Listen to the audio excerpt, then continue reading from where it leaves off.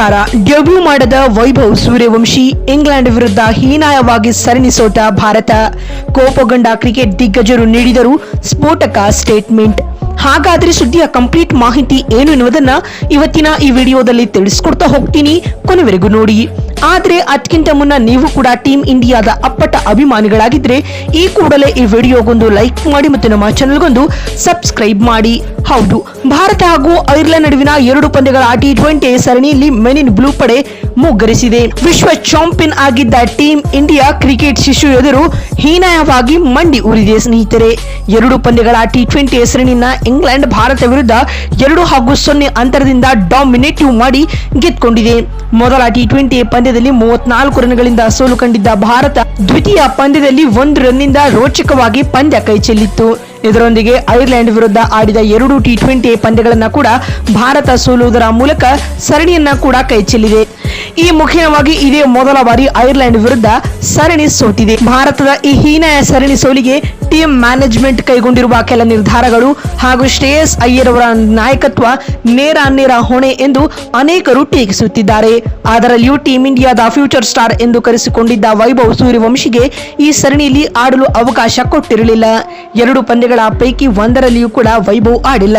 ವೈಭವ್ ಆಡದೆ ಇರುವುದು ಇದೀಗ ಕ್ರಿಕೆಟ್ ಪ್ರಿಯರ ಕೆಂಗಣ್ಣಿಗೆ ಗುರಿಯಾಗ್ತಾ ಇದೆ. ಅದಲ್ಲದೆ ತಂಡದ ಪ್ಲೇಯಿಂಗ್ 11 ಹಾಗೂ ಪ್ಲೇಯಿಂಗ್ 11 ನ ಕಾಂಬಿನೇಷನ್ ಸಂಯೋಜನೆ ಎಲ್ಲವೂ ತಪ್ಪಾಗಿತ್ತು.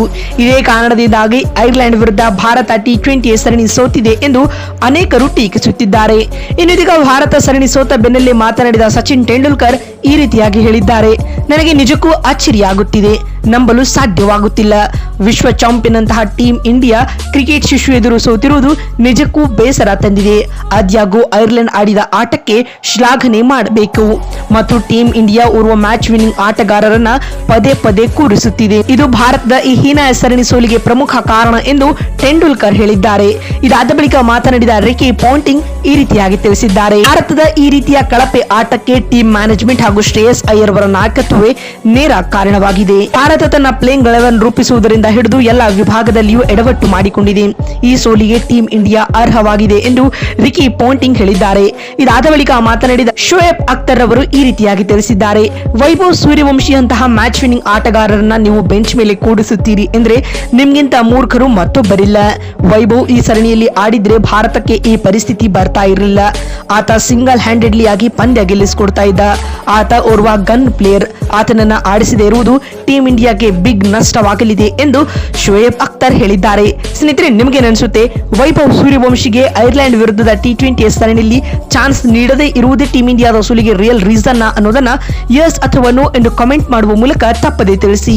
ಮತ್ತೊಂದು ವಿಡಿಯೋದಲ್ಲಿ ಸಿಗ್ತೀನಿ. ಅಲ್ಲಿವರೆಗೂ ನಮಸ್ಕಾರ, ಧನ್ಯವಾದಗಳು ಸ್ನೇಹಿತರೆ.